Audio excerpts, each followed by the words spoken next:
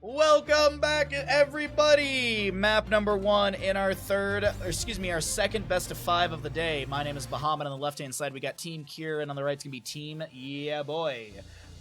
Looks like the coin flip was won by Team Kure. They opted in for map pick, and they banned Sky Temple and Cursed Hollow.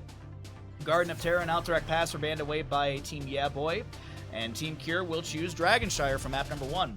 If you are new to the stream, if you don't know what's going on, this is the Heroes Captains Clash. There are no tournament bans. The Heroes Captains Clash is a 6-team tournament where the captains drafted their team with auction-style drafts. So they had $100, and they basically bid and auctioned different characters who signed up to the pool.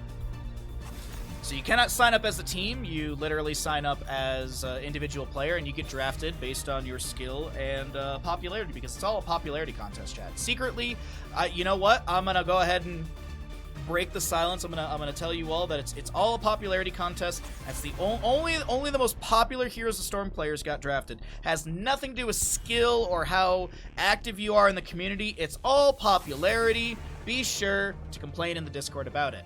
No tournament shenanigans. We have all heroes available. No banned heroes. No meta madness. None of that stuff. We get good old Heroes of the Storm with 90 heroes available. No heroes that are banned away carry over into the future matches, so it's not like we're limiting the pool by any means. Could see a Tracer later on. Maev will be the first pickup here on the right side. Not uncommon. We know that Team YEAAAAABOI, the Chaotic player, or Chaotic, has a very good Maev in their repertoire, so I would not be surprised. I'm not surprised to see that. Team Kure, what do they want to grab here? The big thing with Team Kure is when they drafted Brandon, or when they did this draft, Brandon was not signed up as a main tank. And Kure did say he was going to main tank for this, but I have not seen Kure tanking at all. So I'm not sure if Brandon said, okay, you know what, I can tank for the tournament. I don't know if Kure put him on that role as the captain. That's something maybe we'll find out in the future, but either way, we already have a Johanna Diablo ban, Tracer and Hogger removed as well, a Nubrak Sylvanas for Team Kure, and we'll have Maev and what for Team YEAAAAABOI. They're going to get the Dahaka for the solo lane. Will they pick up their main tank or a healer? Lucio, who was not banned away, does get picked up. I'm a little surprised he made it that far in, but you know what? He's not going to be banned away in the mid-ban phase. So let's see what our mid-ban phase will be. We still need a main tank on the right, and we also need like a hyper carry for Dino. So probably going to be a Dino target ban, like a Vala or Zagara possibly. Dino does like to play Zagara quite a bit on Dragonshire, and it's actually fairly common pickup for him, so Zagara ban wouldn't be too out of the ordinary. Gonna get rid of Varian. Okay. Cattle does like to play a Varian. It's a fairly easy tank to play. So just mostly targeting Cattle's pool at this point. But I mean, still, it's not like Cattle can't play Garrosh or Muradin. And even then, like, I actually like the idea of a Garrosh here quite a bit for Team YEAAAAABOI. The Nubrak Sylvanas, they all want to dive in, so Garrosh can kind of threaten any sort of dive into the ally team. And Dominable's a great tool as well. All in all, we get a Thrall ban. Okay, so no Thrall potential. Sometimes when I see Thrall, I think there's going to be a Deathwing, but I don't think that's going to be the case here. I think they just want to get rid of the Thrall, who's got great poke damage. His team fighting's decent. Earthquake and Sundering are good tools as well. Kure and friends do like to play that Thrall in their composition. So let's see what ends up unfolding in the latter half of our draft. Next two pickups still need a healer, as well as the solo laner, so it's going to be a Brightwing Urel, and they can flex on this last pick. What do they want to pick up? Do they want more bruiseriness? Do they need like a mage? Let's see what we got. Maev, Dahaka, Lucio. So as I said, I like the idea of the Garrosh. You also have the speed boost from Lucio to get Garrosh into the enemy team a little bit faster. So it's a good way to kind of run into the enemies with that Indomitable. High five Lucio already as well. And then last pick for Dino. Honestly, like a Vala would be fantastic for him. He's gonna go Zagara. I was hoping for a Dino Vala, but we get a Dino Zagara, which is not uncommon. As I already mentioned, he likes to play it quite a bit on Dragonshire. It's almost like it's my job to cast this game, chat. We have a last pick on the left-hand side. It's going to be the Nubrak Sylvanas Brightwing Urel. How do they want to deal with the Garrosh Zagara? Only a Sylvanas so far. I like the idea of a mage. Kure Zeratul could be an option. Maybe Kure Tracer. Nope, that's already been banned away, actually, against him. They're going to go for the Junkrat. I got my PlayStation Remote Play set up. Now I can watch on the stream on my PC. Oh, nice. How are you liking PlayStation Remote? To be honest, I just literally carry my PlayStation between my office and my living room. I literally just carry it between the two rooms at this point. I'm just like, I don't mind.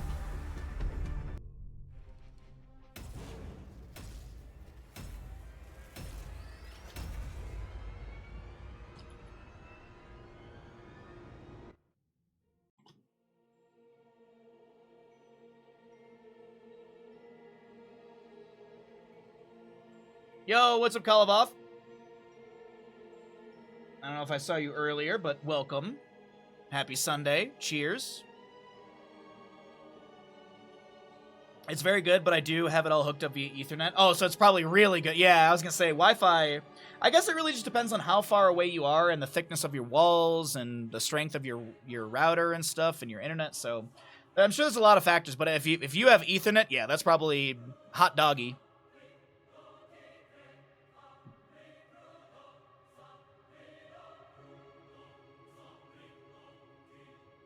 So, Lard, you're going to be streaming Bloodborne for us really soon, right? I was reading it was like PlayStation 5 Pro has like some sort of like graphical AI boosting thing for some PlayStation 4 games. And so immediately I was like, okay, I got to read the comments cuz I know what they are. The top comment is Bloodborne. I was cracking up because I was like, of course. PlayStation gets any sort of upscaling, the immediate Bloodborne! On the left-hand side, let's get into Heroes of the Storm. We have got Team Kure with a Kure Yrel. Valimar will be your Brightwing. We've got a Brandon, a Nubrak, Blood on your Junkrat, and Fuzz is your Sylvanas. All the way across Dragonshire on the opposing side is going to be Team YEAAAAABOI. We have got a Dino Zagara, YEAAAABOI on your Dahaka, Chaotic reprising the role of Maiev. Down in the Hall of Storms almost is Cattle on Garrosh. And who am I missing? Dahaka played, nope, Lucio played by Banana. Where is Banana? Oh, he's hiding in the Hall of Storms. There we go. All right, they were just fixing Discord notifications because the casters are going to be jumping into their channel, so I'll be doing that.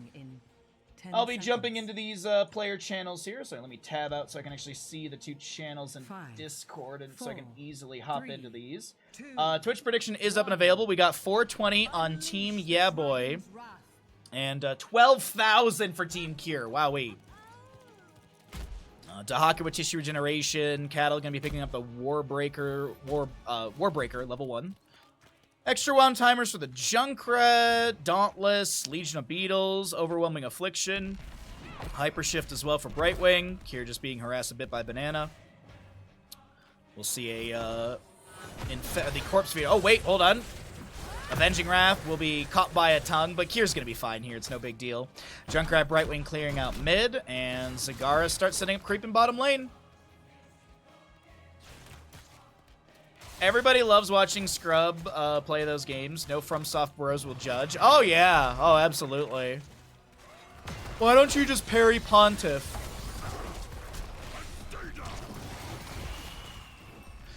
Oh, man. Dude. I love and hate at the same time playing FromSoftware games on stream. It's like a love-hate sort of thing. Dark Souls 1 randomizers, we don't get that many people coming in to harass and tell me what to do. But like if I were to play Sekiro again, I'm sure I would get a bunch of people like, "Oh bro, it's the best game. You just have to sit there and deflect for 5 minutes to get one hit on the enemy. What great gameplay." The Dragon Knight's power. All right, we'll get off that subject here, as we do have our first objective phase announced, up and available for contest. One of the lower cooldowns of her objective phases in the game. We'll see our Yrel Dahaka brawling out in top lane. Little righteous hammer into YEAAAAABOI as the Avenging Wrath over the wall into the minion wave. Chaotic lands an immediate Umbral Bind, and there's a Spirit of Vengeance back into said minion wave as we have Sylvanas still managing mid. Bit of chaos here on this Dragonshire map number 1 in this best of 5 series of the day.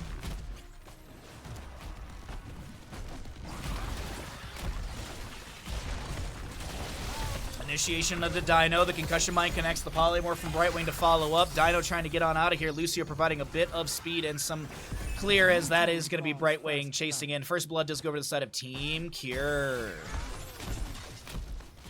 Well, that sways your prediction. By all means, dump your channel points in. We have the blow him up for the Junkrat. That's going to be a Polymorph onto Banana, who's trying to get away.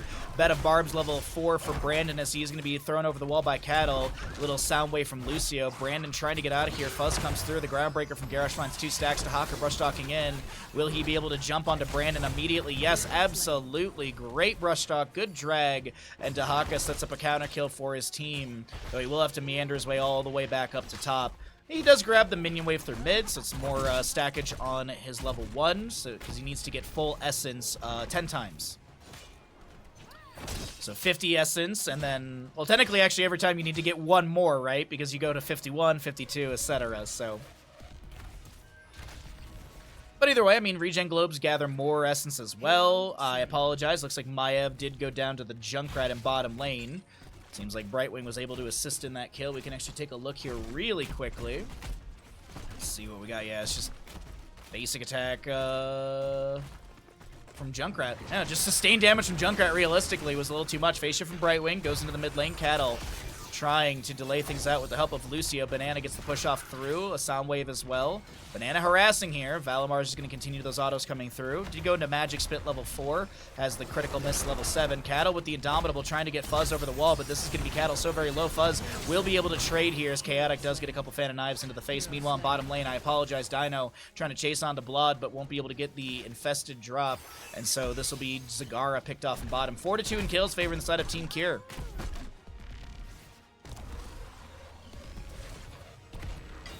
Kure harassed in this top lane a little bit, but it seems like that won't be continuing.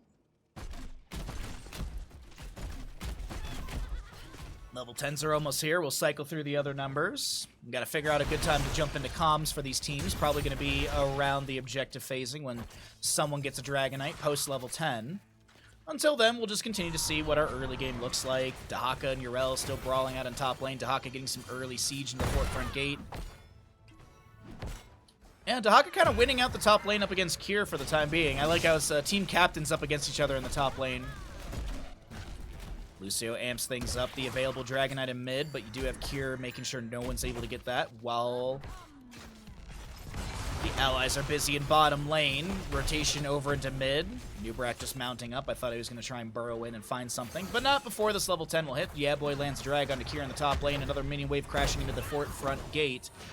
Speaking of gates, bottom lane, the poke potential is pretty high from Junkrat and such, as he's opened up this lane quite a bit. And Nubrak in mid is going to try and find something. I think he missed the burrow charge. Lands the impale. The toss doesn't go over the wall. The mind control misses from Sylvanas, but she's able to close the distance, and Chaotic does go down.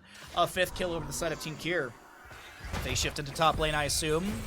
Healer solo laner versus healer solo laner. Kure a little low. Arg Defender is the level 10 pickup. Avenging Wrath out of this objective pit. Sunshrine held by the members of Team YEAAAAABOI, Moonshine held by Team Kure, as it's 11-10 in our 11-10 in levels. We have talent tier, heroic talent tier on both sides. Excuse me. Riptire, Blink Heal, Mind Control, Cocoon, and Ardent Defender on the opposing side is Containment Disc, High Five, Warlord's Challenge, Isolation, and Zagara is holding. I assume it's Maw. It is. Yeah, that makes sense. Yo, Darth, thanks for hanging out, bud. Get some good sleep. We'll see you next time. Thanks for being here, as always.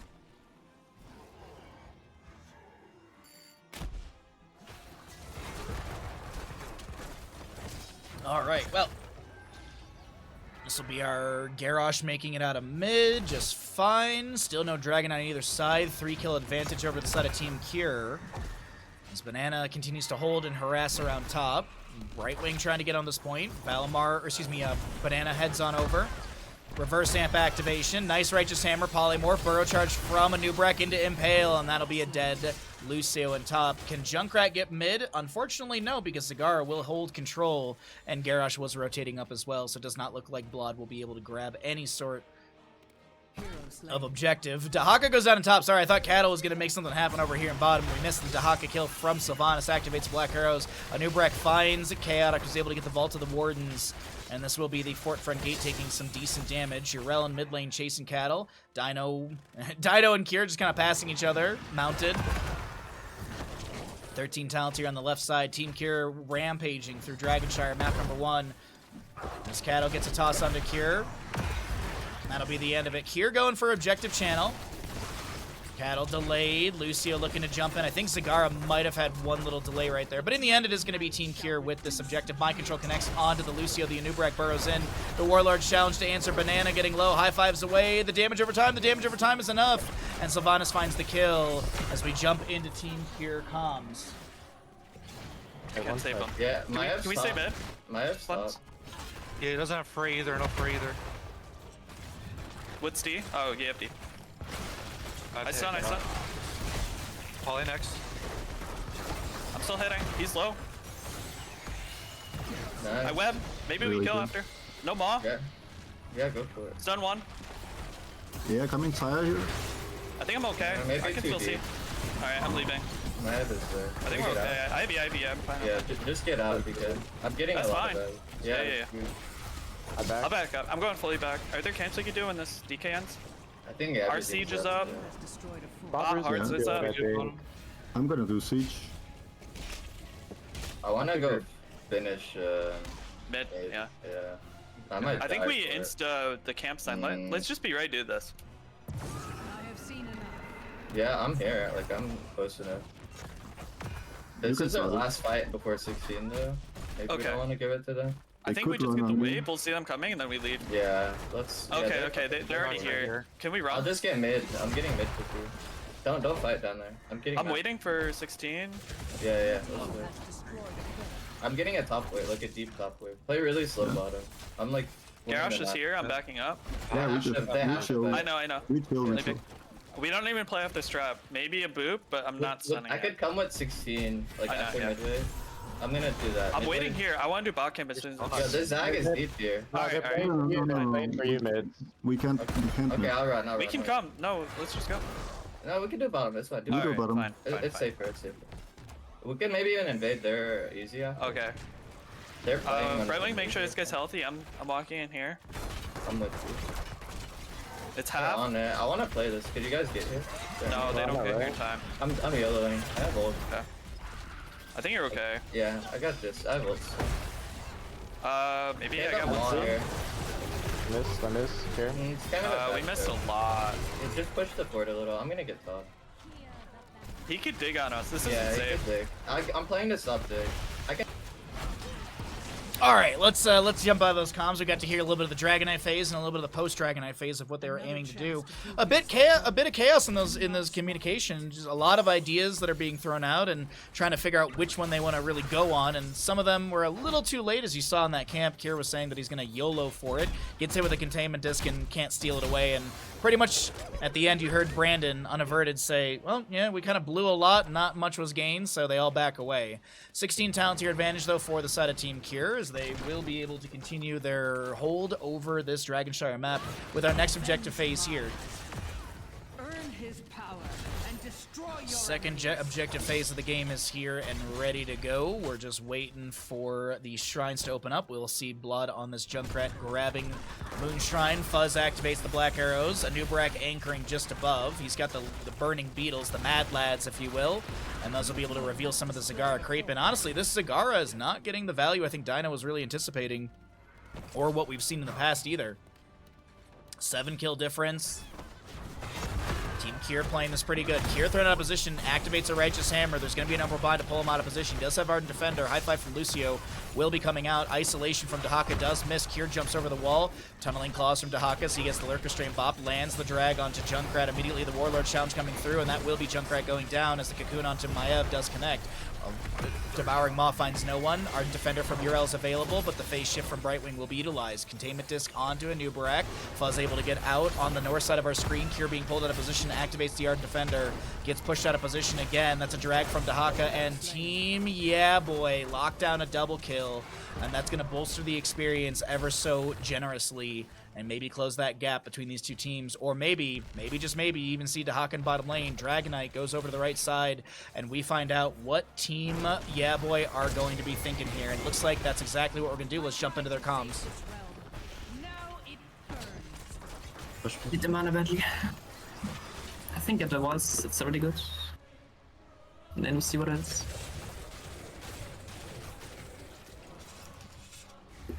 Putting that up now.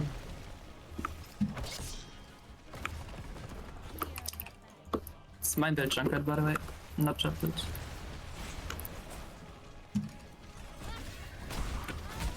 So annoying.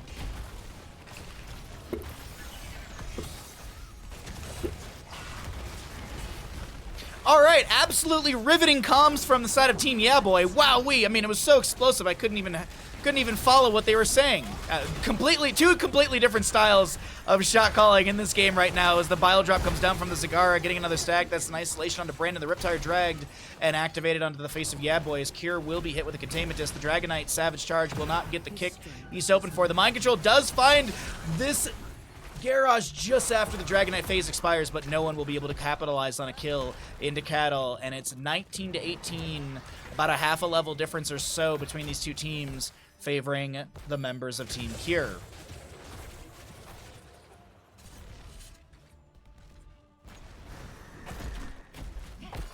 Sometimes it just be like that, chat. Sometimes you jump into comms and the players are just 90% quiet. They're like, I know what I'm gonna do. I don't need to sit here and communicate everything. But completely different communication style as you heard between Team Kure and Team YEAAAABOI.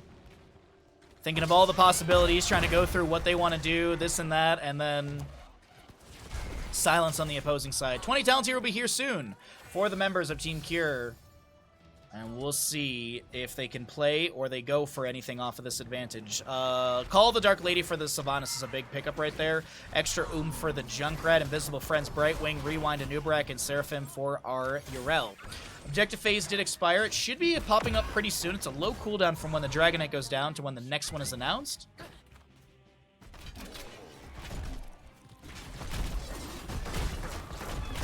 Spread volley for our Junkrat as well at level 16. Nice clear onto the objective, or these camps.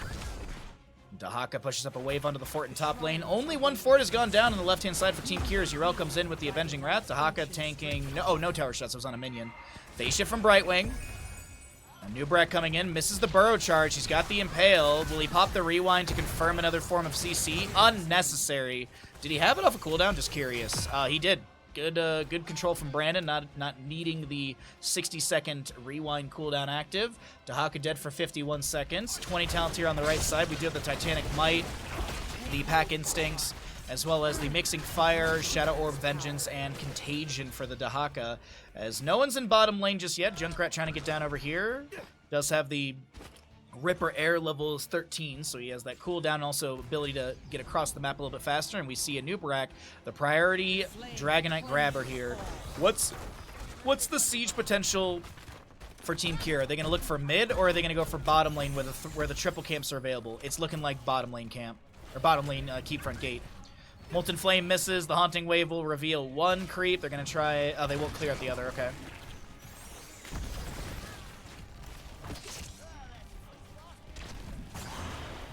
Molten Flames thrown onto the fort front gate, and Mind Control will find this Garrosh. High five from Lucio, Mixing Fire. That's minus 50 armor. Groundbreaker goes out.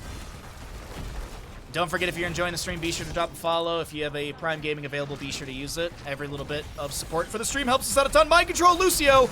Savage Charge, but it's Junkrat to get the kill. I think I saw a Savage Charge connection, but either way, it doesn't matter. We have Dragonite moving in through bottom. Can Team Kure find a victory here on map number 1? Mind Control into Cattle. Goodbye, as the main tank falls as well. 45 on Lucio, 60 on the Garrosh. It's a Dahaka, Maiev, Zagara to defend. Team Kure, they're calling for Core. Let's see if they got the damage to end. The drag from Dahaka, the Darkstorm activation, a containment disc onto our Nubrek. Our Defender activation, Riptire from Junkrat. If he hits 3, he gets the reset, but there's no way he's hitting 3 with that. Gets only 1 hit. The core shielding is dropped. The core HP is falling as well. Devouring Maw into 2. Cocoon will expire. Chaotic is able to get the Umbral buy-in. The defenses around the core, forcing the enemies to back away. Brightwing's the first one to go down. Sylvanas to fall as well. Spread volley from Vlad is so good, and Junkrat, with the help of Kure and Brandon, end map number 1. GG, well played. Call of the Dark Lady. AJ makes it a 15-second cooldown, but technically, it's less than that. It's less than that, because the cooldown is an active cooldown, so that meaning the moment you use it, it goes on a cooldown. Like, not Holy Word Salvation, like the Sacred Ground of Urel, it's a 20-second cooldown or so, and the moment she uses it, it starts going on cooldown. So you could literally stand in it, and then it expires, and you could recast it. But Call of the Dark Lady gives a massive cooldown, and the moment you throw it out, there's like a duration of the missile, the projectile going out, and that already is on cooldown. So baseline is 40 seconds, and Dark Lady's Call reduces by 25. So realistically, like Grubby and I were talking about this during CCL ages ago, if you actually look at the cooldown with this level 20, the moment the missile fires or the animation ends, this is like 12 to 13 seconds. It's kind of like Holy Word Salvation level 20 upgrade. It's a certain amount of cooldown, but it starts counting the moment you use Holy Word Salvation. So I think technically it's supposed to be like a 25 second, but it's realistically like a 21 second cooldown if you get the full duration and the cooldown reduction. Anyways, we're going to roll out some ads. Be sure to subscribe to the stream. Hope you're all having a great day. Thanks for hanging out. We got more games coming at you, but let's go ahead and roll the ads so you don't get into the next game. Welcome back, ladies and gentlemen. Map number 2 of our second best of 5 of the day. Second best of 5 of the day, we are getting into Towers of Doom.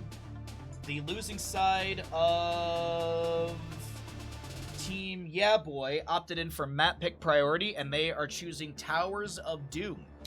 So let's see what we got here for Towers of Doom. This will be first pick going over to the side of Team Kure. Team Kure leads this best of 5, as I mentioned, in a score of 1.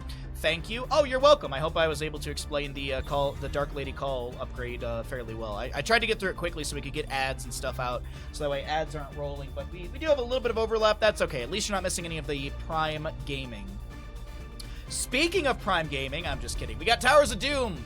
Vikings will be immediately banned away from Team Kure. All right, so there's just like, yeah, I don't want to deal with that whatsoever. Lucio to be removed as well. All right, okay, so nothing too flashy just yet, I guess. I mean, the Viking bans, like, ooh, Viking bans, but realistically, it's I think it's something that Team Kure struggled up against yesterday, if I remember correctly. So they're just like, you know what? We don't know how to deal with this on this map. Let's get rid of it. Diablo removed as well. Okay. So still things like Johanna up and available.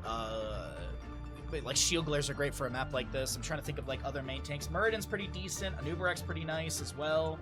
Junkrat is up and available. We'll see if he gets banned away.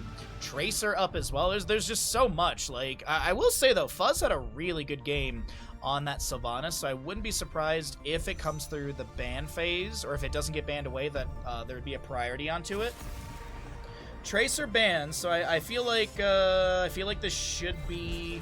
The crusade calls. Oh no, they're gonna go for the Johanna early on. Okay, I mean it's not bad by any means. Still have like Varian available if Cattle wants to go that direction. They could go for single target deletion, like Varian charge into taunt, and then you can get like a Chromie or something. Mephisto is fantastic for a map like this as well. It's like what flavor do they want to bring to this Towers of Doom game? That's the real question we got to answer. As Dahaka is first picked with a Malfurion as well, so there's an opportunity to go into a Stitches. You could look for like Hook. You could also be going into Varian chart. Like, yeah, it's there's still so many options. Like, it's just when we get into the ban phase, we'll figure out what they don't want to deal with. Johanna paired with what? The Dahaka's the solo lane. Do they want to get a Leoric early on to match the Dahaka? Do they want to pick up some sort of global like a Falstad? So it's the Maiev grabbed with a Blaze as well on top of the Johanna. So, honestly, I would really love to see an Anduin ban here. There's really great light bomb targets. Blaze, Maiev, Johanna if she goes Falling Sword. I mean, even then, Johanna could just be hit with a light bomb and then, Johanna could be hit with a light bomb and then literally just pop Iron Skin and run to the enemy team, or you know what I mean. Activate a light bomb onto her. Stukov to be banned away. Okay, so they get rid of the Silence Puddle as well as Flailing Swipes, slows from Weighted Pustules, and overall AoE healing, or I guess AoE ally healing. Multiple hero healing. I'm trying to figure out the right word for it. Because AoE is kind of not right, but it doesn't matter. We get into our last ban on the left-hand side. Will they ban out the Varian, get rid of another tank for Cattle? It'd be very reminiscent of the last game. Gonna get rid of a Vala. Okay. So, Hypercarry Vala is not on the table, but there's still so many ranged assassins that we could be seeing here. I've said it before, and I'll say it again. Chaotic had a really cool Orphea in the past that I've seen. I don't know if they have that practiced or ready to go, but I'd like to see Chaotic maybe lean into that Orphea. We also could see Hanzo Genji. Both of those heroes are available, and it actually slots into this draft quite well. Well, I was 50% there. We got one Shimada Bro. We got a Hanzo, Muradin, Malfurion, Dahaka. So they'll use their last pick to flex if they want that Genji, or if they want to go into some sort of mage. Oh, Johanna, Blaze, Maiev. Still need a healer. I like the Anduin still, actually. Anduin would be a fantastic pickup with the Leap of Faith to save anyone from Dahaka Drag and stuff like that. But it's going to be a Brightwing and what? This realm needs me. I mean, the poke potential is really good. The reset is... the reset value could be high into Malfurion Hanzo. I'm assuming it's going to be another squishy. Unless they want to grab, like, a Thrall. So that way they're a little bit more bruisery. Thrall does have, I believe, a spell shield he can grab. Yeah, he does have a spell shield. Could look at Lunara, potentially, as well, with, like, a greater spell shield or even Abolish Magic. But it's probably Genji.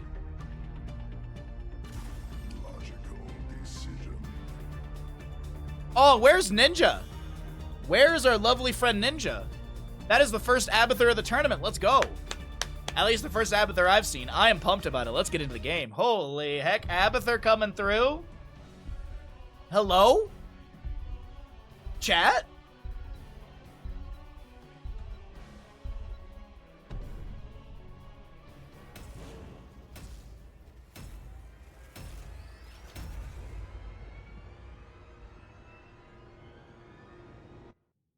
All right. That is a fleshy Genji. Yes, it is a very fleshy Genji. Oh, what a phrase. What a phrase right there. Fleshy Genji. Ugh. All right, Twitch predictions going right now. If you'd like to make a Twitch prediction, thanks for hanging out, everyone. I hope you're all doing well. There's a lot of places you can be watching. Here's the Storm action, so I thank you for all choosing our channel. Thanks for being part of our community. If you're enjoying the stream, be sure to drop a follow if you'd like to support the stream further. It's always much appreciated. With subs, gifted subs, all that good stuff. We are 29 subs away from our big goal today. It's we've already had some generosity, but if we can hit a second goal, it's always appreciated. Thanks for hanging out. Let's get into map number 2. No, Dice, he should be back. He should have been back as of, like, yesterday or something. Heroes. Yesterday or today, he was supposed to be back, I believe. On the left-hand side, we have got Team Kure. We've got a Brandon Johanna, Valimar Brightwing, Kure on your Li Ming, Fuzz will be the Maiev, and Blood on the Blaze. Right side of the map, we're taking a peek at Team YEAAAAABOI, trying to take us to a map number 3 with a 1-1 score, as it is currently 1-0, favoring Team Kure. Team YEAAAAABOI will have YEAAAABOI on your Dahaka Dino with a Abathur, Banana, Malfurion, Cattle is your main tank Muradin, and Chaotic on the Hanzo. Pressurized Glands level 1, we've got our Simple Geometry, Enduring Swarm for the Dahaka, so he's not going to be going into Enhanced Agility or Tissue Regeneration. He wants that 50 Spell Armor while Dark Swarm is active. Hyper Shift Brightwing, Pursuit of Vengeance Maiev, Aether Walker Li Ming, Zealous Glare, and Adrenaline Stimpack. Also to note, we have block stacks for our Muradin and the Emerald Dreams on Malfurion, as Cattle gets a hat, lands the Stormbolt onto Kure, but I think that's the end of their little scuffle in the rotation down to bottom. All right.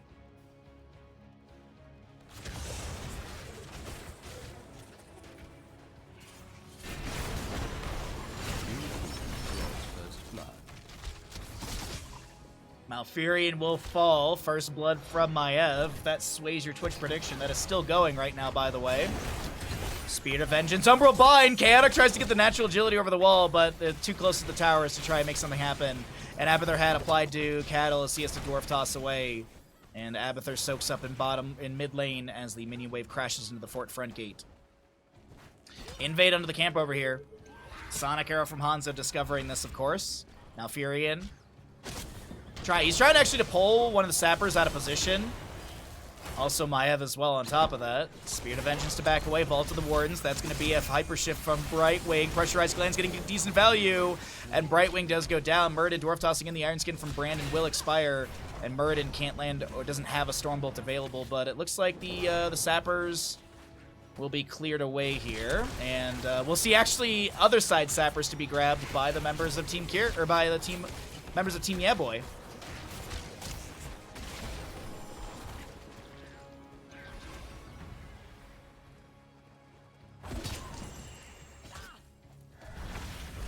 Stormbolt thrown in there, trying to find something. We have 11,000 on Team Kure and 10 on YEAAAAABOI. All right, we got odds. There we go.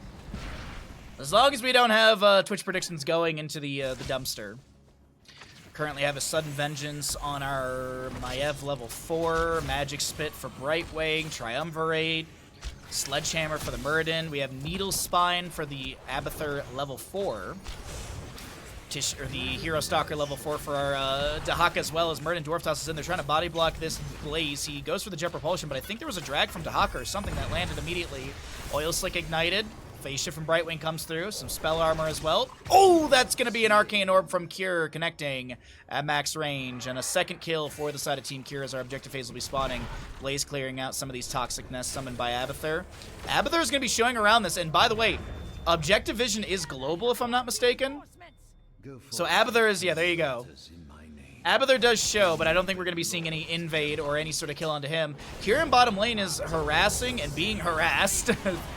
We have a Soothing Mist from Brightwing. Dahaka delaying out left side since Abathur did get the right. Some Toxic Nest set up over here around the boss area. And YEAAAAABOI I don't think can sustain this, but back over in the bottom lane we currently have Muradin trying to get out, even able to Dwarf Toss away. The Malfurion route is good. No connection with the Arcane Orb. Kure looking for the channel. Blaze still delayed out of top, but it's looking like that Scatter Arrow did not connect. Ooh, Fuzz getting chunked, but he gets the Vault of the Wardens. Dahaka brush talking in. Fuzz is Giga dead. No, the Polymorph from Brightwing is so good. Dahaka was looking for the drag, but he can't land it because the Polymorph silence. Nicely done from that one. As Abathur steps up into top. Since there's no quick global to just run out, jump into top lane, Abathur will be able to kind of slug his way back to the safety of the fort front gate. He does have Mule level 7, and he's going to use it on this top lane fort front gate just to bolster that. Mid is getting a little bit low. 60-second cooldown overall, but it's a active cooldown as we talked about earlier. So Mule is going to be available 20 seconds after it expires. So long as, of course, it's not cleared away. YEAAAAABOI able to pop some Essence. Did go into the W build with the Enduring Swarm, the Symbiosis at level 7, and the Hero Stalker level 4. 1, 2 sappers make it in. A third one is still in the wave, and it looks like Fuzz will clear that away on this Maiev. So Blaze continues to pressure top lane. Abathur over here in mid. Level 10s are almost here on both sides. We're going to go ahead and cycle through the other numbers for those of you wondering. Boss is up and available as we're 5 minutes in, and this is going to be your center and bottom locations opening up. Spirit of Vengeance, Root from Malfurion, does connect. Muradin, no level 10, but he looks for the Stormbolt and maybe some body blocking. Scatter through the corridor, finds the last bits of stacks for Chaotic as Johanna jumps in, trying to get some damage, and that is going to be Chaotic, able to back away the Stormbolt from Muradin, connecting onto this Maiev as she's looking to get a Spirit of Vengeance activation teleport and will be able to do so. No 10 talent here on either side. And Dahaka looks like they'll be trading objectives. Blaze maybe has a delay onto Dahaka. Does absolutely. Sonic Arrow goes out. That's going to be a very low Hanzo. The Shield Glare. Brandon unable to step up and get that kill, but we do have Maiev with the first channel. Dahaka delayed again. 36 to 28 in core HP, favoring the side of Team Kure as the phase shift from Brightwing bolsters the health of Brandon. Fuzz going in with the Spirit of Vengeance, looking to pull Banana out of position. It doesn't look like the Emerald Bind got the trigger in time. The root from Malfurion zoning. Still have the objective phase up and available. Arcane Orb still coming in from Kure. Dahaka kind of hanging around the objective area. We do have 10 talents here first for the right side. Dahaka, will he be delayed once? He will. Dragon's Arrow gets a huge splash, and Brandon should be taking down the sounds from Malfurion on top of all of that. And yes, absolutely, Dahaka is going to get the channel here. We'll see traded shots, and now the 10 Talentiers coming in for Team Kure. A little too late for them. The Abathur Soak coming out on top of this engagement. If only Team Kure was able to get an extra kill earlier on, this would have been a better contested objective phase for them. But it's early game for Towers of Doom, 32 to 28. We do have a adaptation to Dahaka. We'll talk about that in a second after this containment disc does expire. So we have Wave of Force, Containment Disc, Blink Heal, Bunker, and Blessed Shield on the opposing side. Adaptation, Ultimate Evolution, as well as the Twilight Dream, Avatar from Muradin, and Dragon's Arrow Hanzo. Spirit of Vengeance in, no activation of that teleport. So the adaptation, by the way, after 4 seconds, heal for 100% of the damage Dahaka took over this period. Baseline 60-second cooldown with a 70 mana consumption. Dahaka lands the drag into the Maiev. The Stormbolt from Muradin does connect. There's going to be a Vault of the Wardens. Maiev trying to get out of here with the Spirit of Vengeance teleport and does manage to do so. We currently have Muradin Dwarf tossing in. No Thunderclap connection, but a Stormbolt into the enemies as Dahaka brushstalks over to the top lane, trying to invade this camp, and with the Abathur hat, will be able to force Blaze off of it. Nicely done from Abathur. We currently have Muradin inside the containment disc again. A root from Malfurion, the Dragon's Arrow from Kayadak is going to try and zone. Unfortunately, doesn't work out. And the Wave of Force from Li Ming does confirm the kill. Kure trying to find Pop-Off City, Reset City, and the splash damage is not enough. Dino, by the way, this is a clone of Malfurion. But our objective phase, top left and right, will be summoning. And looks like we have a couple Toxic Nests around and the rotation on the Blaze side of things. It's assumed that the solo laners will trade this up, but we already see Brandon kind of floating up in case there's some invasion shenanigans. But I think we're just going to see a 4-for-4 trade. Take the altars and put an end to the Gravekeeper.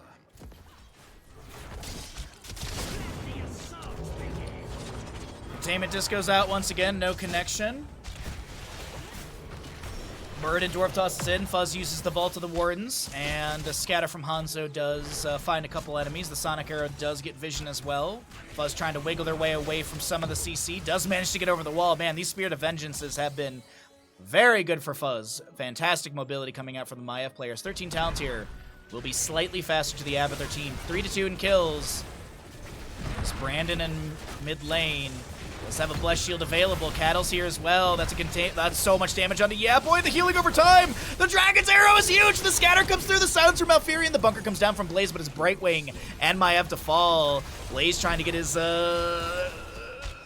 butt out of this, and he will not be taken down. Cattle takes a couple more tower shots. Kure looks to get an Arcane Orb out, but that'll be a double kill over to the side of Team YEAAAAABOI. A huge moment for them. No objective phase is up and available, but still, wow. What an absolute blow up of a moment. Chaotic with a massive Dragon's Arrow. Also, Dahaka got like super good adaptation value too. Muradin looking to jump onto Kure here, but he was wise to that potential dive and won't be caught out by a Stormbolt. Single objective, but everyone's back in the mix. It is going to be a level lead over to the side of our Abathur composition for Team YEAAAAABOI.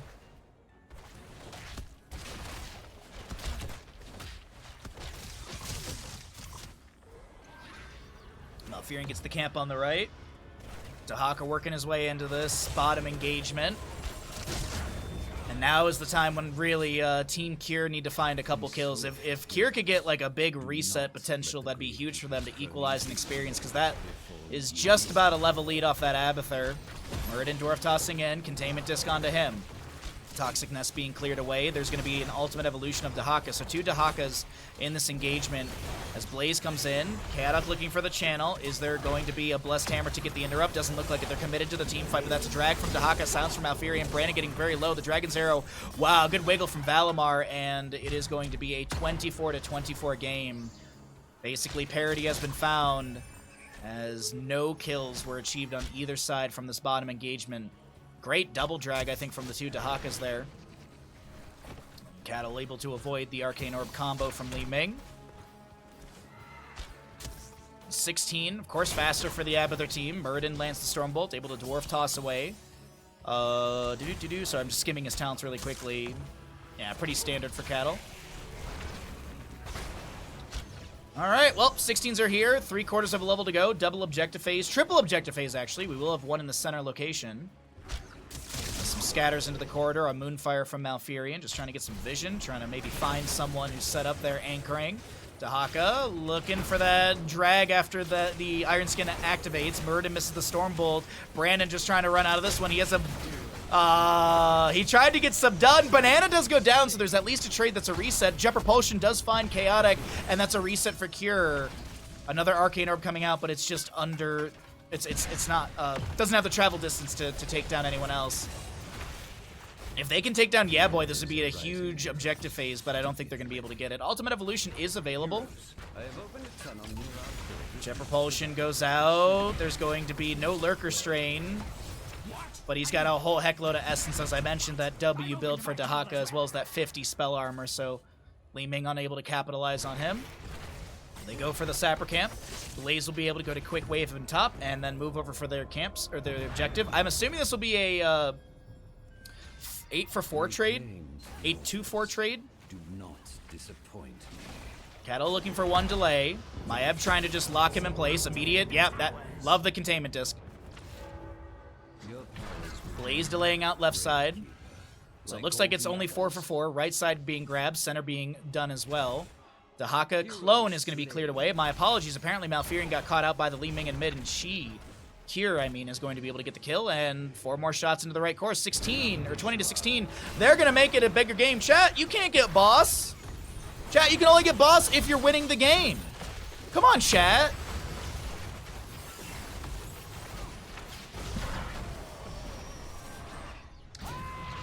Boss from the top center of the map is going to be grabbed by Team Kure, and that will be a 20-12 game.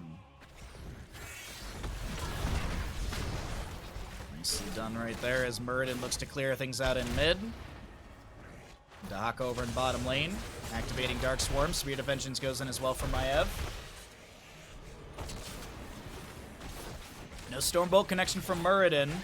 One Sapper makes it in, looking for the other two to go in as well. Condemned from Johanna pulling them back. The other, I think one actually is splashed into the fort, or the keep actually, since we have these center teleports open and available. But they're doing his best to clear things out. Just looking really quickly, he's got Mule in bottom lane fort, which makes a lot of sense, so nicely done. We'll heal just under 4,000 points of HP. As it is, what is it? It's like 90 times 40 or something like that is the math on it. Yeah, 90 times 40. Whoa! Kure with an absolute deletion of that Hanzo. Containment disc onto this Muradin. The Arcane Orb comes in. There's going to be a potential reset for Li Ming as Dahaka looks to back away, and he will be able to because the new target is going to be Malfurion. I gotta see really quickly, what was the Hanzo? Oh my god, dude. Oh my god. 2,791 damage in 1.7 seconds. Maiev is going to start working on bottom lane fort. Or the bottom lane keep. Single objective. So Valimar is just going to chill out and wait for the bottom keep to be gained. And this will be 5 shots into the enemy core. Abathur has a Toxic Nest that'll be cleared away, so doesn't really matter. Yeah, Li Ming's got the autos on that, so it's no big deal. Alright, Valimar gets the channel. Dino delays out just a little bit, but it's 20-7. A 13-point game favoring the side of Team Kure in this best-of-5 series. Team Kure could be up 2-0 in the next 2 objective phases. Boss, by the way, if you're wondering, 2-minute 50-second. About 18 minutes, 10 seconds in-game time. So a little bit to go on that one. 20s on the left side, though. Talrosh's Elements. Blink, Heal, Invisible Friends, Fortified Bunker, Radiating Faith, and the Shadow Orb Vengeance, I believe. Yep, Vengeance for the Maiev. 3 Sappers, maybe fed in through bottom lane. Next objective phase is singular. If 2 Sappers make it over the wall, that could be a GG moment, but that's not happening. Dino actually clones the Muradin. And they're really looking for something, but Kure and friends are like, oh, Dino has a clone? All right, we just run away. We literally just disengage here. 20 talents here. We also have the 20 upgrade for that. Dahaka with his adaptation. Umbra Bind finds Chaotic as he tries to get the natural agility over the wall. Radiating or Blessed Shield comes out as well. Containment disc onto the Dahaka. Will he be able to get the adaptation activation? He's going to pop some Essence. We currently have the camp being cleared away. Silence from Malfurion is pretty big right there. Dahaka looking for some sort of drag target. Iron Skin activation of Johanna, and no one will be lost. Hanzo dead for 44, and the objective phase up in 16 seconds. That level 20 change is survival. Increase the adaptation healing to 200% of the damage received and reduce the cooldown by 40 seconds. And so it's now at 20 seconds because that is actually a tooltip that upgrades. Li Ming trying to find some play off of the Umbral Binds of Fuzz. They're looking to chase down Banana. The root goes down. Li Ming blinks in. The couple autos are needed. Kure is unable to find them. He goes in for the blink in the death zone and finds the kill. This could be the pop-off city they need for Kure. I mean, they have still Hanzo dead for the next 15. Abathur can't do much outside of Abathur hats, as he has no ultimate evolution, and Johanna will sneak away for the channel. 20-2 in core HP. Cattle's going to try and get a delay. He will be able to get one. Is he going to be punished for this, though? Jet Propulsion in from Blaze. Not 100% sure what he was going to do after he got the delay. That's, whoa, Dahaka Brushstock, Dahaka Brushstock. Yikes, I don't know about this one. Oh, it's a Dino Dahaka. Okay, it's Dino Dahaka, never mind. This Abathur composition is not working out the way they need it to, and down to 2 HP. Oh, by the way, remember when I said about 18 minutes, 10 seconds in-game time? Well, look at that. We're about 15 seconds away. Look at that, and look at the in-game timer. Oh. Bahamut's caster math has gotten a lot better. Wouldn't you say, chat? Boss wins. No Murden for 20 seconds. That laugh is a global laugh, so they know. Sonic Arrow from Hanzo does scout all this out. Boss is being eviscerated. Holy crap, look at that health bar just going down to 0. Dragon's Arrow is eaten by the Johanna Containment Disc. Bunker comes down from Blaze, and that is GG. Team Kure with a commanding Towers of Doom game. One map away from making this a 3-0 series. We'll see if they can do it up next.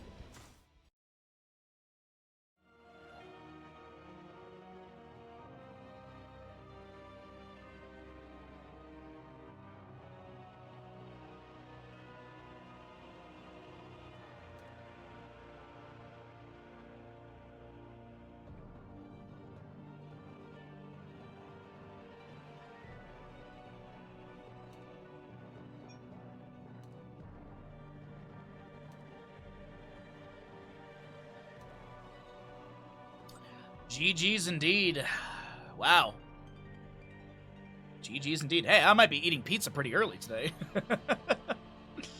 This series is going quick. Hey, if you're feeling generous, be sure to subscribe, all that good stuff. Thanks for hanging out. I appreciate everyone watching the stream. A lot of places you can be watching HOTS, a lot of places you could be watching content on Twitch. So thanks for choosing our channel. Thanks for hanging out with us. And let's get set up for our map number 3. Welcome back, everybody. We are here in our map number 3, in our second best of 3 of the day. We are heading into Volskaya Foundry. I'm gonna go ahead and give that a thumbs up. Why not? Sorry. Almost forgot how to breathe there for a second. We have map choice coming out from the losing side of Team YEAAAAABOI. Our leading team just took Towers of Doom, Team Kure. They have a score of 2 in this best of 5. Winner, of course, of the series will be heading into our next best of 5, which is going to be the winner of this series versus our winner of our first series of the day, and that'll be our last matchup. And then next weekend we'll get to the lower bracket. So today is all upper bracket. We'll be doing our upper bracket finals after Volskaya. Well, I don't know if actually after Volskaya Foundry, but Team Kure does have a pretty commanding lead in this best of 5 series. Let's find out what unfolds here, as this will be Vikings on the left side to be banned away. Zeratul target ban as well. Is there going to be a Samuro ban? Oh wait, no, sorry, we're on a different team. Sorry, my brain, I was like, this is a decent map for Samuro, but that was Sven who had a really, really scary Samuro game earlier on this morning. Is there a Lucio Junkrat ban? coming out from Team Kure. Like, what do they not want to deal with? I mean, Junkrat on this map is so annoying to deal with. This is a really good map for Crash Lightning Thrall, of course, because you have all the team fighting. This is actually, like, unironically, this is one of the maps we often see Deathwing on. So Lucio and Junkrat are available. Is there any priority from Team Kure to pick up one of those? The wall riding from Lucio is not bad. There's not a... I like Deckard Cain better on this map personally. I think Deckard is huge on this map. I think Alex Strauza could be a pickup, could be a big pickup, or good, could be a good pickup as well. So we'll just see what it comes down to for healers. Not as much Anduin priority in this best of 5, I've noticed. I'm a little surprised by that. First pick Uther. Are we heading into double support territory? Double support territory. Could be Kerrigan composition. Could see like Uther, Ana, Kerrigan, and that's so much good CC. They're gonna go for the Vala. Alright. Cassius is a great option for this map as well. Solo lane, Blaze, Urel, like there's so much that can be grabbed. I'm not the biggest fan of Dahak on this map. He can still get value. There's not many bushes for him, so like tactically, he doesn't get as much value from his like tissue or not tissue regenerate, from enhanced agility or brush stock. Yo, we got Azul, Jin, Malfuri, and Uther. Okay, all right, we're gonna be stacking. We're gonna be donating some access here. What if they run 4 healers and Azul Jin? I doubt it, but you know what? A man can dream. Ban phase on the right, though. Probably get rid of a solo laner. With the Uther Malfurion, it's definitely main tank Uther. They'll get rid of the Maiev. This is probably either an Ana or a Deckard ban coming out from the members of Team Kure. I'd like to see Ana or Deckard. Deckard at level 7 has the Emerald, which is a 75% healing reduction for 4 seconds. Ana baseline has a 1.5 second 100% healing debuff, and she can increase that to 2.5 seconds with the anti-healer at level 7. So I'd really love to see one of those two as the ban. If you're going to be going into double support, I think that could be a massive blunder if you don't. I don't know about this. I mean, it's a banana Ana. I don't know. At least that's what I anticipate. The Banana Ana should be coming out here. Main tank on the right as well. What do we want to see? I doubt it's Mal'Ganis. He could get some value. Could see a potential Mei for the blinds into Azul Jin. I'll go Garrosh instead. Okay. I mean, armor's not too bad for Garrosh. Zul'jin does have an armor mitigation talent, or whatever you want to call it. Lion Lad. Oh man, alerts. Come on, man. Alerts do not feel like working today. Lion Lad, what was your stream all about? Quick, change the channel. Lion Lad, thank you for the raid. How was your Heroes of the Storm stream? I hope you had a good time. You guys just raided in the most beautiful time. Thank you, Lion Lad, so very much. This is going to be a Blaze Illidan to round out the draft on the left-hand side. What a absolute crazy draft from Team Kure. Thank you again, Lion Lad, for the raid. Thanks for raiding all your lovely friends over here. If you raided in, welcome in. My name's Bahamut. I hope you at least give the channel a follow. If you'd like to consider supporting the stream further, it's always much appreciated. We do full-time stream, and every little bit helps us out. So thank you, Lion Lad, for thinking of us. Let's get into it. Map number 3 in this best of 5 series coming at you. We still have another best of 5 after this, so you just raided in for the perfect time.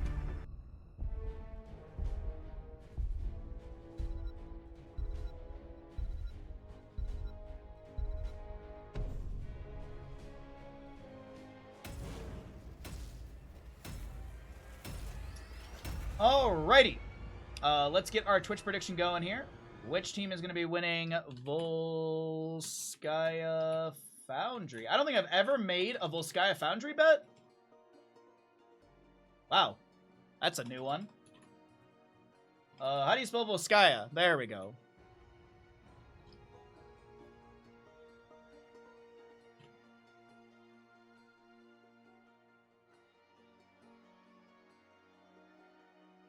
Getting a drink, getting comfy, and it's time for some games. Hell yeah, brother! Nice t-shirt. Oh, dude, Despised Icon's great. I wish I could have seen him in concert. What's up, Siri? How you doing today, bud?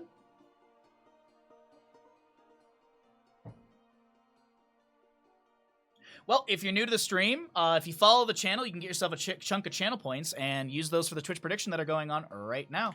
We got ourselves a gamble. Get them on in. Oh, Nightbot lost his sub. That's unfortunate.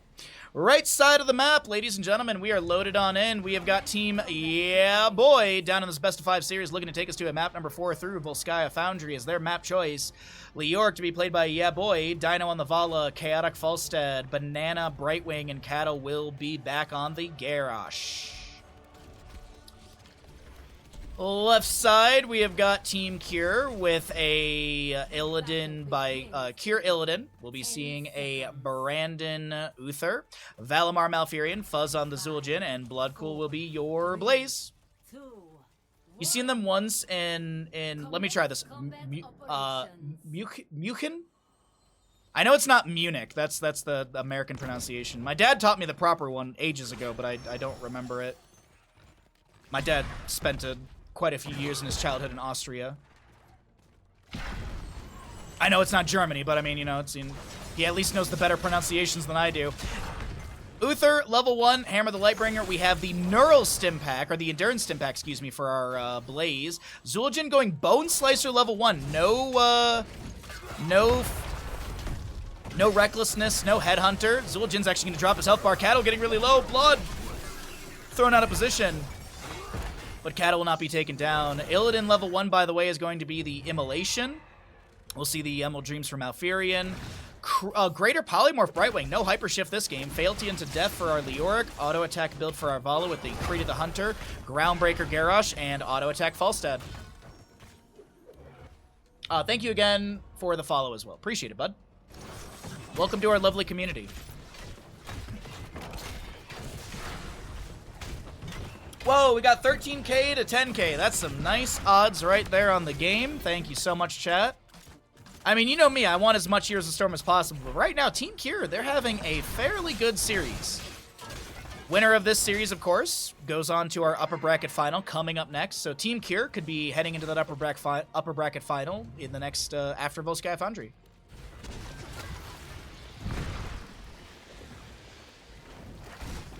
Oh, is that's it, Dice? Thank you.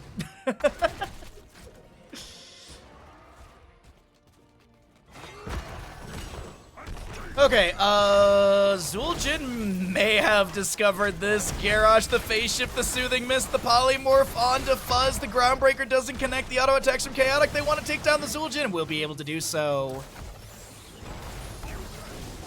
Uh-oh, Brandon. That's a double kill early on. Dino wants to chase in. The Root from Malfurion says, no, he even doubled around for the spray. God dang, Valimar.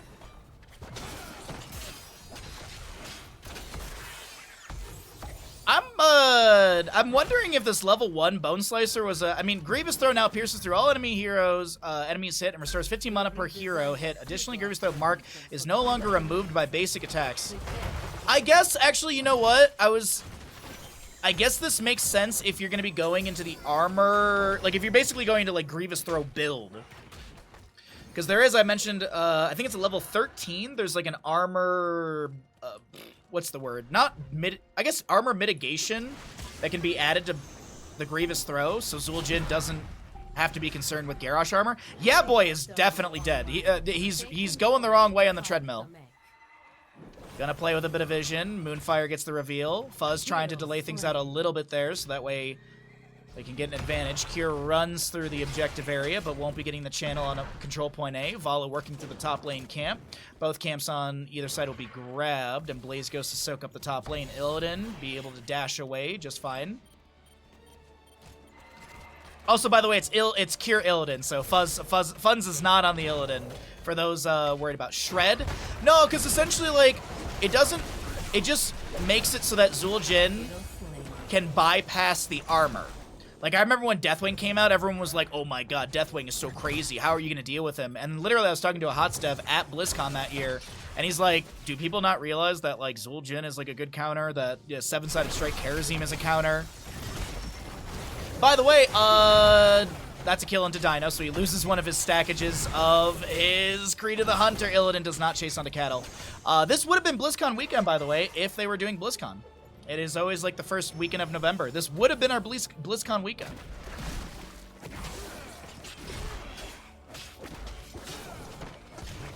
Either way, we have the Vicious Assault, so increase the duration of Grievous throws marked by 3 seconds and his damage bonus by 45%. Bum. 10 talent tiers are almost here. Let's cycle through the other numbers. Bodic emitter to be grabbed by Brandon. Hammer the Lightbringer, I believe, was finished out as well, so he's got the cooldown reduction on that Hammer of Justice as well as mana return. 2 to 3 in kills, favoring the side of Team YEAAAAABOI, but experience-wise, it's leaning in favor of Team Kure. Cycling through the other numbers at the bottom of our screen, looks like YEAAAABOI in bottom lane has got some decent siege. Another camp on the right will be grabbed. This means the left side camp should almost be off a cooldown, and absolutely. Zul'jin goes in with the twin cleave. Chaotic trying to get out of here, and he'll be able to barrel roll to the safety of the fort front gate.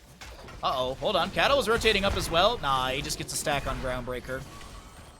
By the way, we're still on control point A. Only 12% has been grabbed. Baha, who would have been the new hero released today? It's okay to use your imagination. I always use my imagination. But realistically, if like quote-unquote HOTS was saved and it was coming back, Selendis probably would have been the next hero because Blizzard literally said that's who they were working on before the entire team was folded. I believe it's Selendis is the proper pronunciation. It's the StarCraft 2 lady from Legacy of the Void. But we do know that Blizzard was working on her. I've always been an advocate for more StarCraft characters. I think StarCraft is one of the most like, not considering Nexus-born heroes or, like, anything like that. I believe StarCraft has the least amount of heroes in Heroes of the Storm. Actually, it might be Overwatch, but still, I mean, we don't care about Overwatch. I would have liked it to be something from StarCraft, maybe Diablo, to tie in with Vessel of Hatred. Like, maybe if it was, like, if we did have a new character releasing at this year's BlizzCon, if BlizzCon was happening and HOTS was still alive, it would have probably been some sort of tie-in with Vessel of Hatred, maybe the new class in Vessel of Hatred. I don't know the name of it. Hun from Illidan coming into YEAAAAABOI, there's a stun from the Uther, and that is going to be our Leoric taken down. Zul'jin did go into Toss Dingo. We have Hunt Illidan, Divine Shield, Tranquility, and Bunker for Blaze on the opposing side. It's Entomb, Blink Heal, Rain of Vengeance, Warlord Challenge, and Gust. Nairel? I don't know who that is, Dankin. Who's that? Where are they from?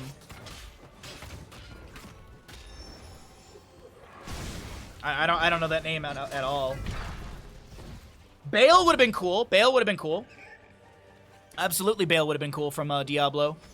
I think like a Vessel of Hatred tie-in, or even Lilith, dude. Like, even Lilith being at it would be, like, killer.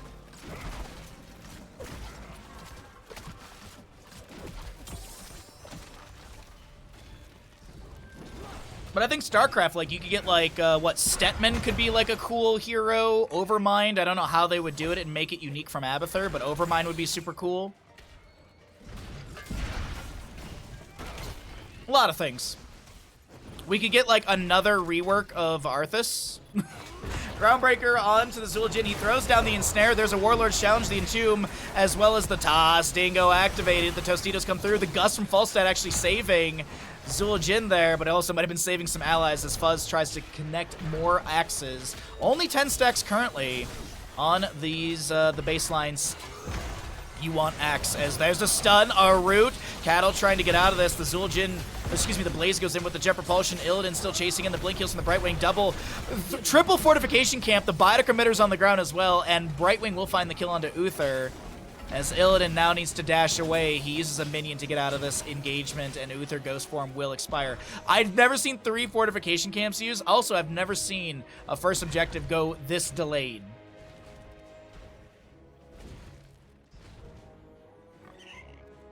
I really want to see Reinhardt, but Johanna exists, and apparently Directional Shield would have been almost impossible to code according to what I heard.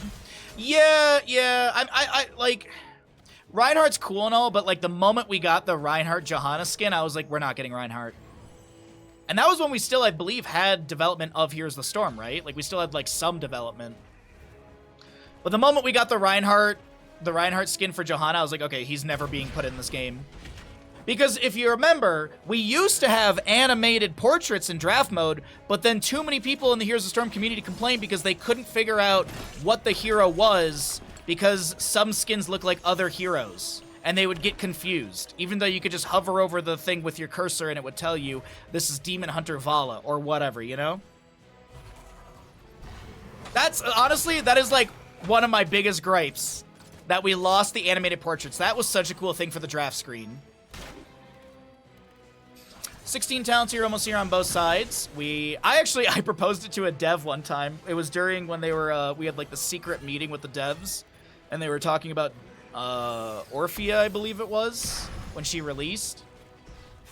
And I remember saying like, hey, you should make it an option in the game so we can turn on and off the draft screen thing. And one of the devs like started taking notes about it. I was like, yes, can we get it back? And then we all know what happened after that. Blizzard canceled HTC with an email. Hunt from Illidan on to Chaotic in the bottom lane. Kure trying to stick to Chaotic like some glue. That's going to be a dead Falstad in bottom lane as Kure is able to back away, tanking a couple tower shots, and this is a 16-15 game. 4-4 in kills, but that might be even more for Zul'jin. This is that level 16 I was talking about, the No Mercy. Zul'jin basic attacks against enemy heroes mark with Grievous Throw, ignore armor, and deal an additional 2% of maximum health as damage. Very synergistic with the level 1, which now pierces through all enemy heroes and restores 15 mana per enemy hero hit. Additionally, Grievous Throw mark no longer removed by basic attacks, and you have the increased duration and damage, so you may not be getting your stacks as quickly on the You Want Axe, but you are guaranteeing more kills for your team in the late game.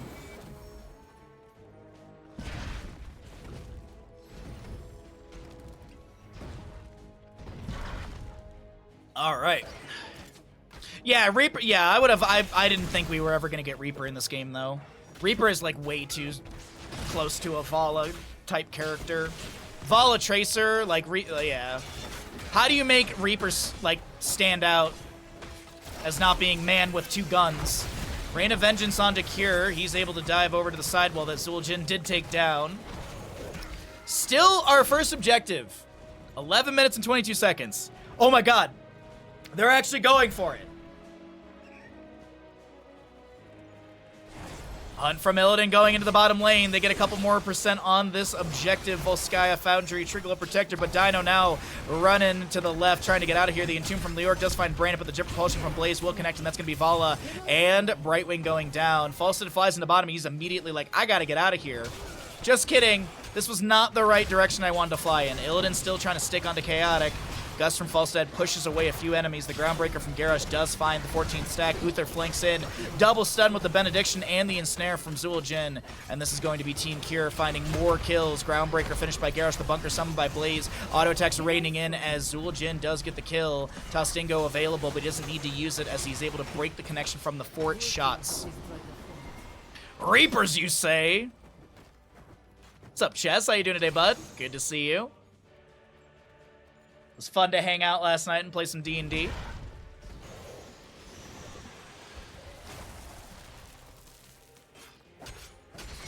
Oh, and this one's just for you, Chess. I'm happy you're here.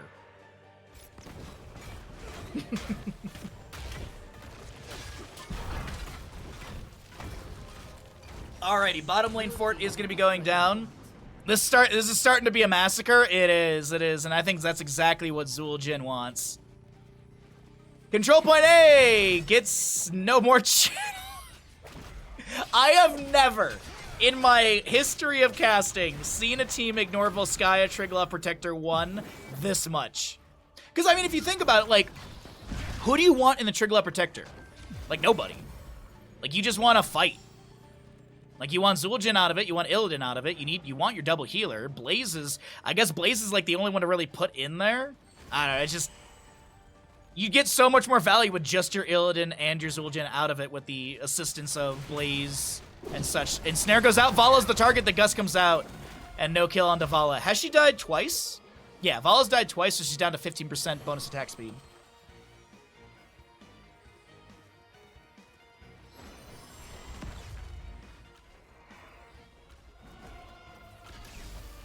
You don't get the joke? Oh, that's unfortunate.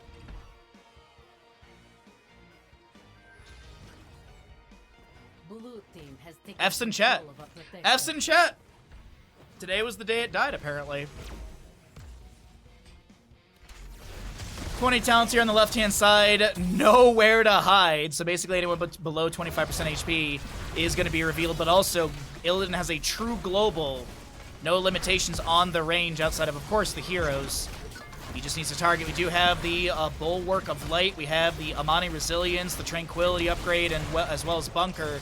Fortified bunker. Jet propulsion from Blaze does connect onto the Leoric as he's going to try and Wraith Walk through a few enemies. The bottom lane keep does go down. Trigla Protector backs away. And I think they just want to get the Malfurion in a good spot when this does expire. Groundbreaker onto Blaze. Some Twin Cleaves are going to be thrown out as well. Wraith Walk in, but no teleport, or no active, no cancel early for the Entomb or anything like that. Just waiting for that 20 talent here to come on the right. Yo, Kalis, what's up, bud? Happy Sunday to you, my friend. I hope you're doing well. Hope you're feeling good. And thanks for coming by. Stay nice and warm. Right now, we're in our third game of our second best of 5. There's 3 best of 5s today, and that's going to be Leoric trying to Wraith Walk away. The Trigla Protector, by the way, that was control point A that was pushing to bottom, the Ensnare onto Cattle. And you can see that chunking damage from Funst. He's only at 19 stacks, but it's this level 16 No Mercy with the 7 and 1. The Gust from Falstad saves. Yeah, boy, I can't believe it, but the fort will go down on top. 20s are going to be here on the right, and then we're going to cycle through the other stats because I'm sure you guys want to see what the damage and such looks like from these players. Vala stuck on 90 stacks. Manticore level 16 is here. They do have the 20s as well. For the far... Oh, Dino pauses, but Dino, you are... I'm sorry, Dino, you are so dead. You are so dead, Dino. I think Uther has, like, Benediction ready to go. I think Uther literally just activated Benediction, so he's got 1 stun. He'll have the second one. Oh, I think Vala's dead. Soothing Mist was activated by Brightwing here. Not sure about where the pause... Okay, all right, we got the readies coming out. Let's see the countdown here.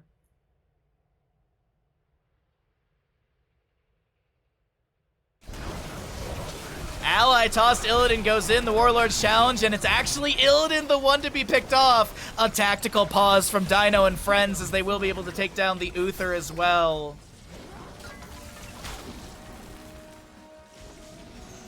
They pause, they discuss what to do exactly to save Dino.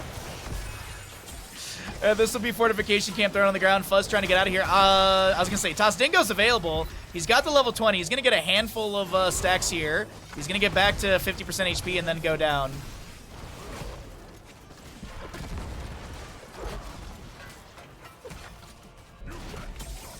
Indomitable activation.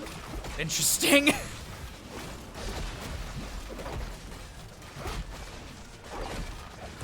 Oh, thank you so much for lurking, Kalis. I appreciate that greatly. Level 20 on the right side is going to be the Buried Alive with the Invisible Friends, Farflight Quiver, Titanic Might, and Wind Tunnel as well. Triple kills picked up on the left side. Leoric is able to mop up bottom lane. Control point B should be announced momentarily. Death timers are going to be okay. Zul'jin a little bit later, but still, as I mentioned, since there's no objective announcement, and since we did not see priority much on that first objective, I'm wondering if this will be delayed as well. Is such a pause legit? I mean, it's not my place to judge or make a ruling, but I mean, I guess it is, but that's usually when someone pauses, it's like, hey, we have this issue.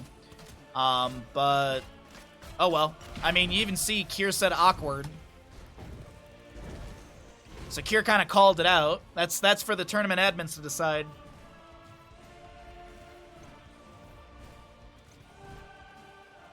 I mean, they could also just say, oh, we had a mouse issue, and then there's no way to counter-argue against that, so...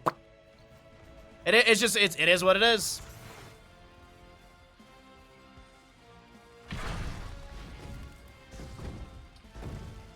Alright, you know what we should do, chat? Let's jump into some comms here.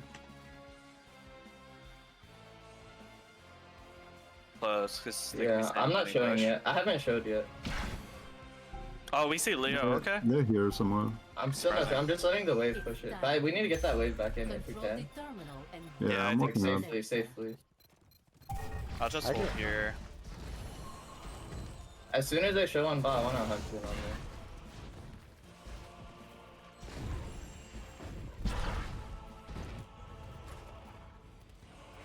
Alright, let's start creeping up a little bit. Yeah, okay, we see Falset. Like, I could insta hunt on Vala or something. You wrap. I'm just gonna go Garrosh. We don't have to all in. Okay, back to point, back to point, back to point. Good. Still have cleanse. He is Gust upgrade. He's still bottom. I think we can. We could be a little bit. They're on it. I want to hit them. With you. Little split, little Cleansing. split. We're winning. That's fine. Just wondering here. Care. He's gonna look for Gust. I can D-shield. Play together. Get Okay. together. We don't need a... Excellent. Yeah, we don't need it. False Keep up. going. Garrosh. Just hit front.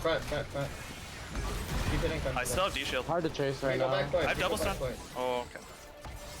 Just let them come in Just again. gotta They get use rid of more the than penny. us. They can't function without. Actually, Gust. someone else stand on this. I can go build my hunt on our turret. Yeah, I'm going. Yeah. I could use a cleanse build up, but nothing to hit for me.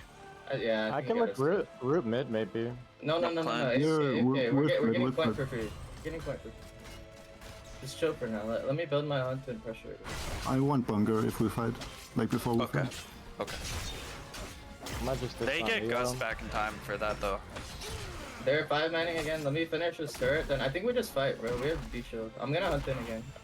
As soon as I get this, I really want to wait for this. No. We don't It's need better. It's better. Hold They're up. cool down. Guys, look back line. Yeah, Guys, look back on. You ready now? Now. I can only. That's Okay. nice. This kite watching too. Nice. I'm hitting That's W. for free. I still have everything. All right, let's jump out of the comms as we got to hear a little bit of what they wanted to do, but the jet propulsion from Blaze does go in. We have an ensnare onto this Leoric as he is going to be dropping low. Illidan wants to get the kill, and they will be able to find it into our Leoric. Vala picks up another stack of Farflight Quiver, her 150th. As we get another tactical pause. This time we will be jumping out of game for the competitive integrity. All right, well, we got to hear a little bit of the comms right there. Tried to stay in there for a bit for all of you. It looks like we have an audio issue for one of these teams.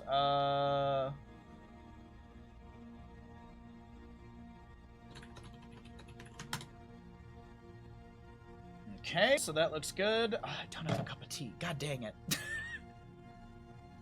All right, looks like we got an audio issue this time. So the members of Team YEAAAAABOI need to finish or fix that.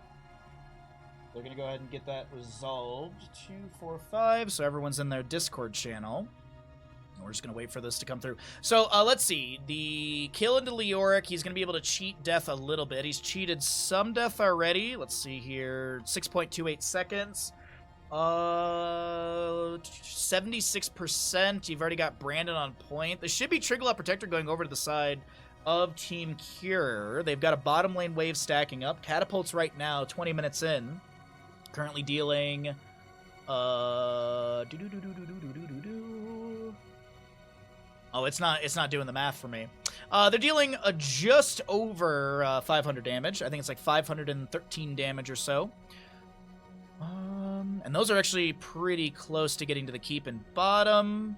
Readies are being requested. Let's go ahead and jump back into the game here, chat.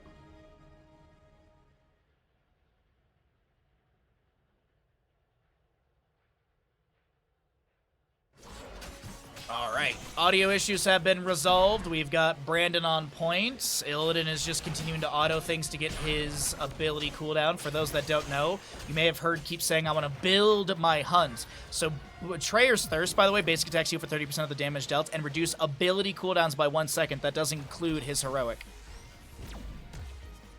25 stacks for Azul Jin. But you did go for this Bone Slicer build, so that way you could mitigate the Garrosh armor and continually pressure onto him with the Grievous Throw and axes, Arcanite axes. They're taking this Trigger bottom. I think they just want to end. Zul Jin, Uther's here. Fuzz tried to go for an ensnare. 40-second cooldown on that. 10-7 in kills. Hunt from Illidan goes in onto a minion. Brightwing blinks in. There's just Illidan, like Kure's just going core, but the core defenses. Kure, what?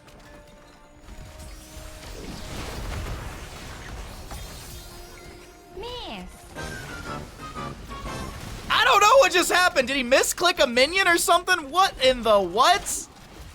Yikes forever. We'll have our Rocket Glove to push back Garrosh. We have this Trig Glove currently just retreating in bottom lane. And Light Laser used. Leoric with the Wraith Walk takes a couple hits from the Triglove. I did not expect the protector to be destroyed like that. I don't know what he was trying to do there, man. Okay. Well. Bottom lane fort will go down. Top lane wave to be cleared out. 191 stacks for our Vala. 63 auto attack stacks on our Falstad. And still a second or two for Illidan to respawn. I'm sorry, I can't get over that. I don't know what Kure was trying to do, but he died. The minion called him a bad name. You don't say, Zig. You don't say.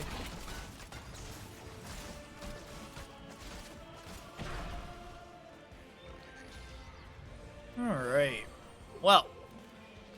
Let's get back into this. He wanted to give me more HOTS action. Oh, Colonel Spice, thank you so much. You know what? Kure did it for me. That's so nice of Kure. That's so nice of Kure. I mean, not many players think of little old Bahamut.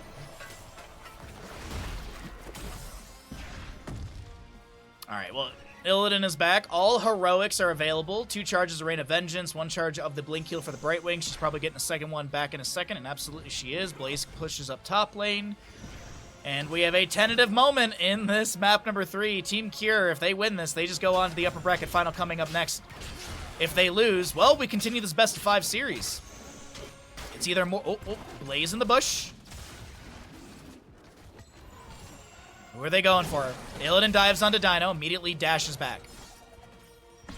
Hunt is available. And as I mentioned, those 2 stacks of Rain of Vengeance for the Vala. 193 stacks for her. Camp on the right to be grabbed. Camp in top lane pushed up a little bit. Chaotic will clear that out just fine. Biotic emitter will be grabbed, so the enemy knows that they were close, but there's no invade onto the right side camp as the mini waves are constantly being pressed up. Illidan able to use the friend or foe, dashing to allies. 26 stacks for Azul'jin. He's just trying to build up a little bit more, trying to get to that double revolve on the cleave. Currently has the 1.1 range increase, taken him to 6.6. Control point C, open and available. And this is our first control point C of the game. The first, by the way, control point A didn't get grabbed until like almost 13 minutes in game time. Control point B was picked up a lot faster. We'll see what happens with this C. Did Zul'jin just use... No, he didn't. Okay. I thought I saw the ensnare animation, but it was not. It was already on 7 seconds, so it's not possible. Fuzz, Leoric goes in. There's the ensnare attempt onto Dino, but no connection. More autos coming through, as that's 27 currently for Fuzz. Control point C is up and available. And if you want to know the exact stackage for our Zul'jin, 137 of 150. Illidan goes to the left. Grabbing a fortification camp. Can we see who's holding what? Not with that.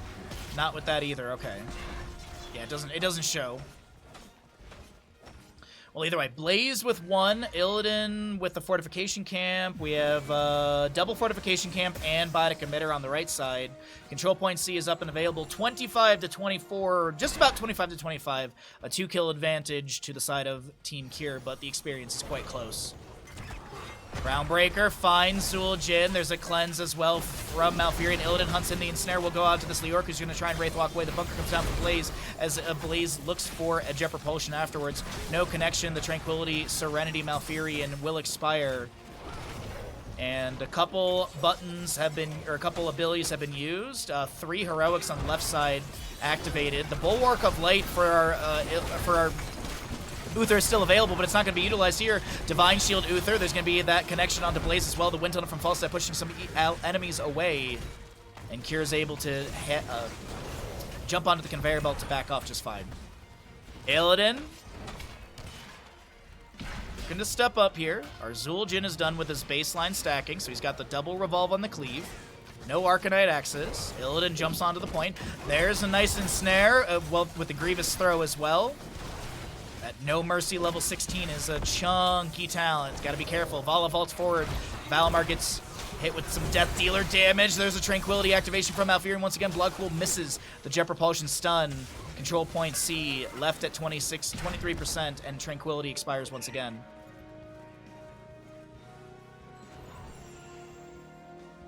Hitting an enemy here with Moonfire reduces the cooldown of Tranquility by 3 seconds. I was like, there is no way Tranquility's already off a cooldown without some sort of augment. Kure's Hearthing out. He's going to go deal with top lane wave. He's got Hunt available, and as a reminder, he has nowhere to hide, so there's no limitations. He actually cancels the Hearth at the last second. I got juked. 207 on stacks for the Vala. She's only died twice, I believe. Entomb onto Blaze. There's no Divine Shield. He gets the bunker activation. Leorc did go buried alive, and that will expire. Leorc goes down! The hunt from Illidan onto Dino. The Rain of Vengeance will connect. There's going to be a wind tunnel, and Kure dashes into the wind tunnel to get away. Another dive onto Dino. Polymorph by Brightwing. Chasing in further. There's going to be Brightwing caught by a beautiful root of Valimar. And this, I believe, is Cattle trying to delay out things, but Kure... Whoa! Kure is able to dash to an ally. Starts autoing off the minion wave to heal up. And Cattle gets chunked. Zul'jin comes through. This is looking like they just walk it in through bottom lane. It is a Vala and a Falstad to defense. You got to be a little careful, especially Manticore. There's the ensnare on the Falstad. He dead. Vala trying to back away. 250 stacks for her. Fuzz a little low. Does have the... He does have Tostitos available. You can just pop that and start autoing into the core. We currently have Valimar a little low. Tostingo activation. They're just focusing on the core. Zul'jin just continues to auto those through. That's going to be Divine Shield applied to him as well. Illidan's on core. And ladies and gentlemen, this is going to be Team Kure with a 3-0 shutdown. Team YEAAAAABOI are going to be sent into the bottom bracket. And this is going to be, can they get the final bit of damage onto YEAAAABOI? To wrap up this map 3. Ladies and gentlemen, Team Kure heads to the upper bracket final coming up next.